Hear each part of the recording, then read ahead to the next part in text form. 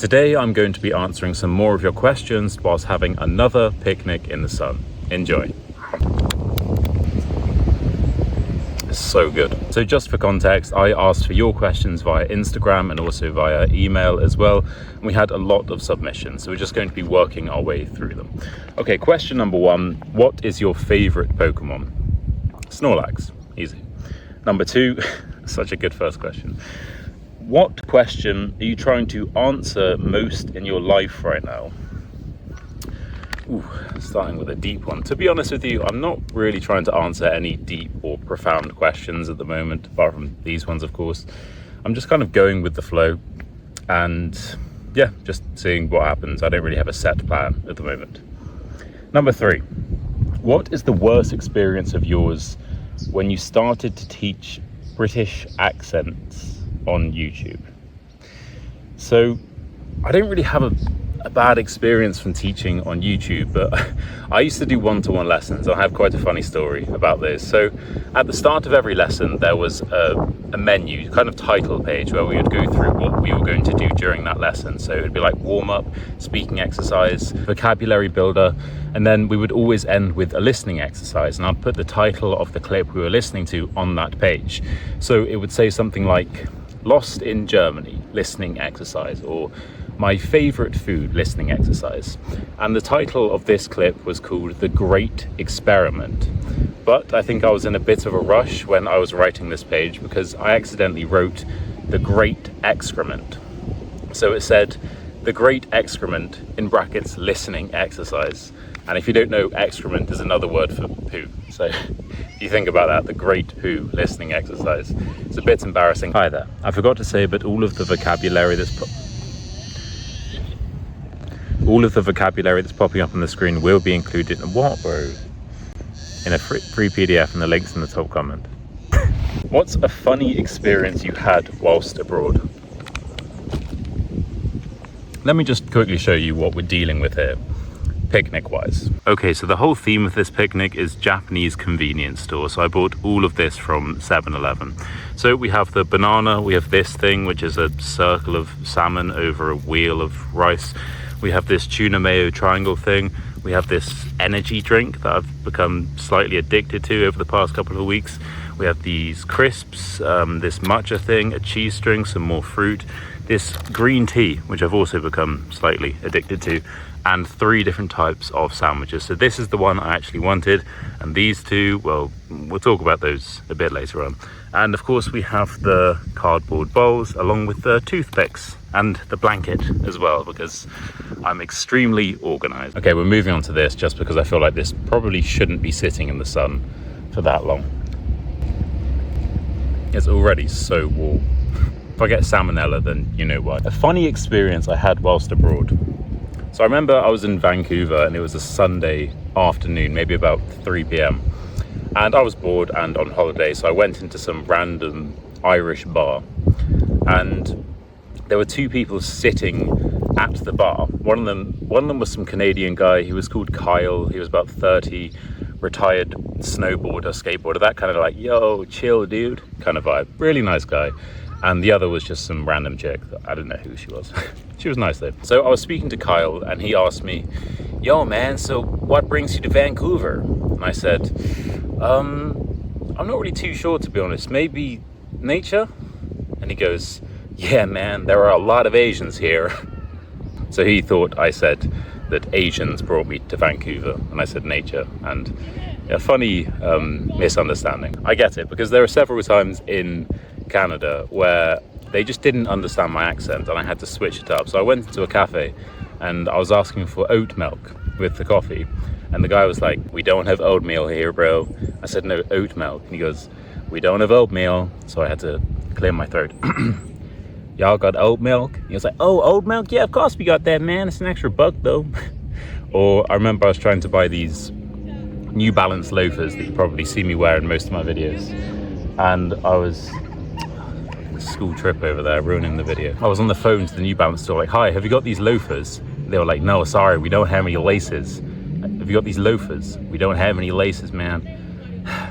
Y'all got these loafers in stock? Oh yeah, man, we got these loafers in stock. So sometimes you need to switch up the accent, you know?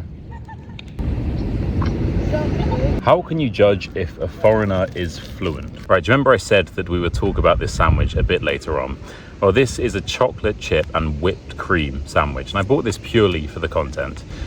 And it's been out in the sun for about 20 minutes, and the whipped cream has completely melted. Can you see that? Yeah, so this is looking just dreadful. I can't be eating this. So I'm gonna take this home, put it in the fridge, wait for it to set again, and then we'll crack into it. Or should I have it now? Maybe a bit later on.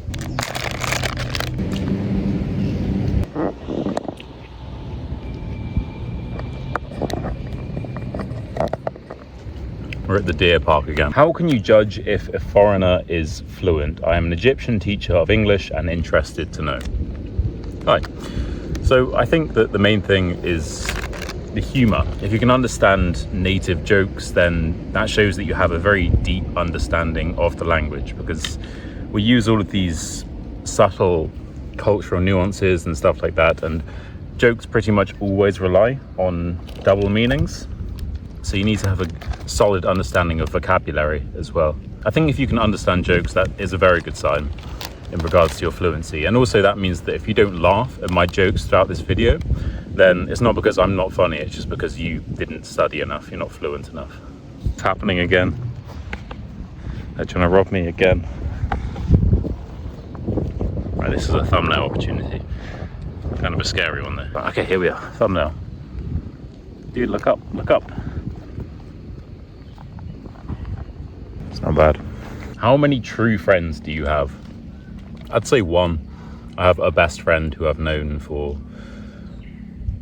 16 years.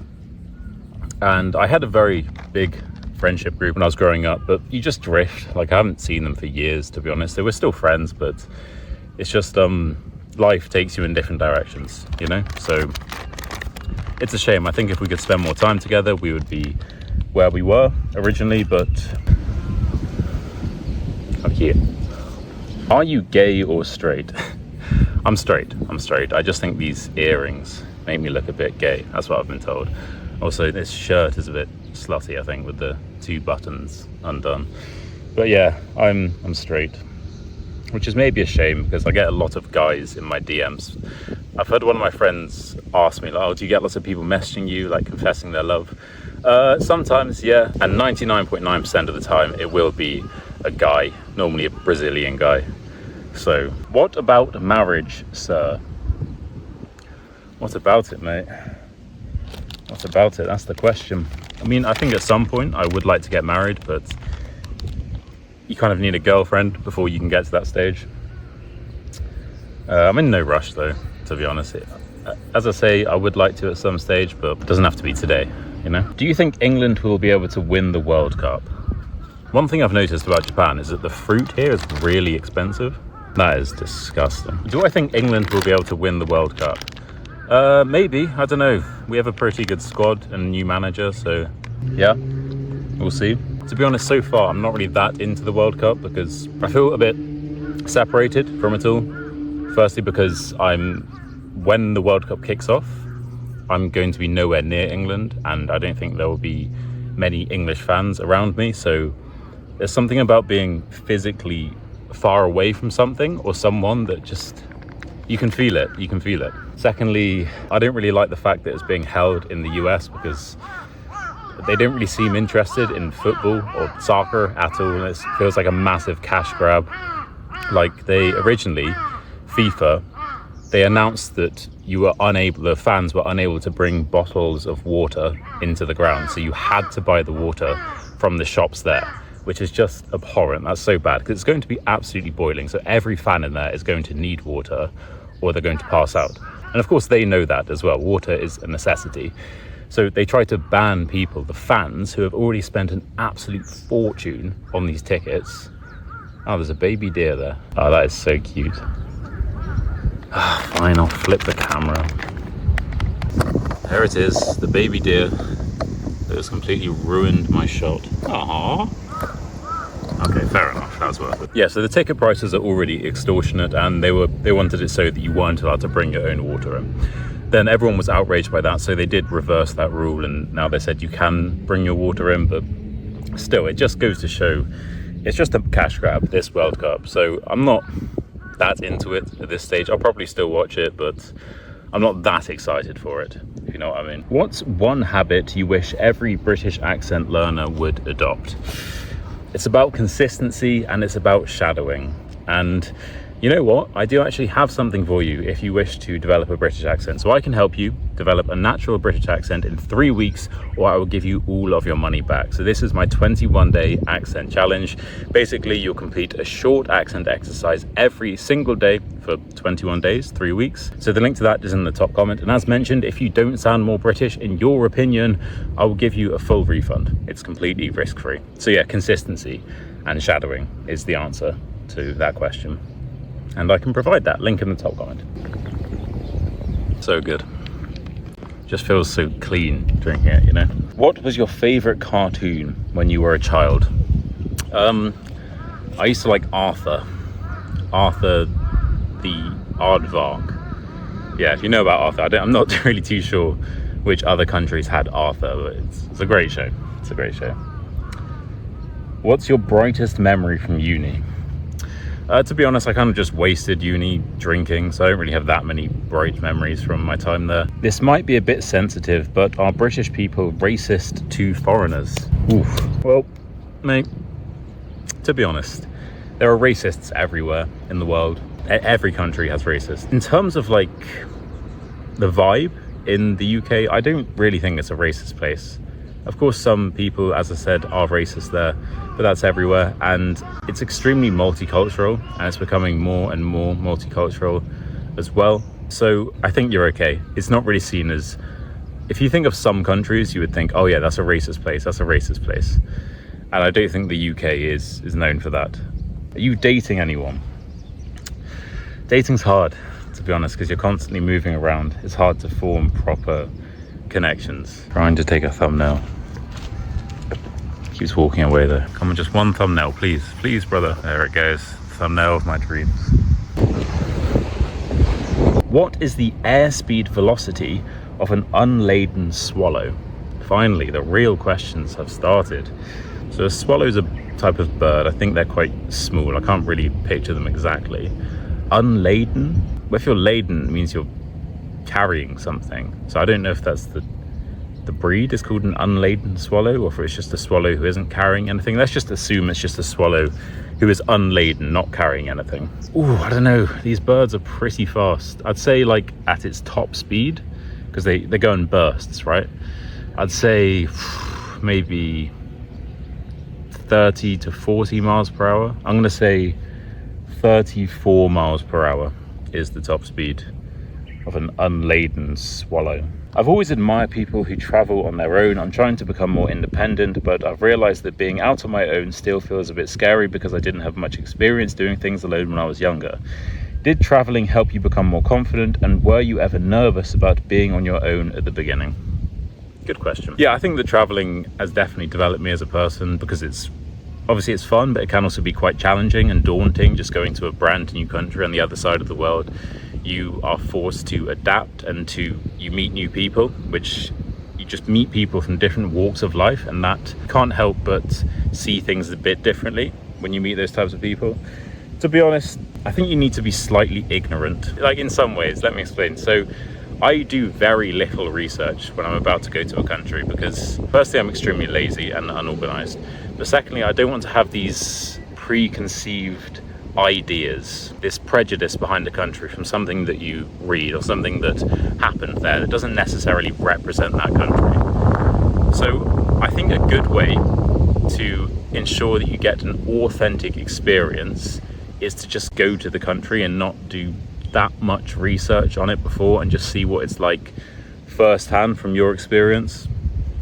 I mean, obviously you need to be somewhat aware of where you're going to. So for example, this probably isn't the best time for me to visit Russia or Ukraine. However, I'm going to China next week, and I haven't done any research whatsoever. I did no research when I went to Argentina either, and I went there and I had no expectations, and I think that's a good attitude. So this is now officially just a packet of melted mush. So we're going to go for the other weird sandwich, and this is This looks weird, I know, and I don't normally eat this, but I bought this for the content. Because how can I turn this down? Look at this. It's a macaroni and cheese and beef or pork, some sort of meat. So yeah, we'll give this a go before this also melts. Cheers. It works, it does work. Very bready though, because we have the actual bread, the breaded exterior of the meat, and pasta, which is kind of bready as well. Ah, there's 5 of them. Oh, okay.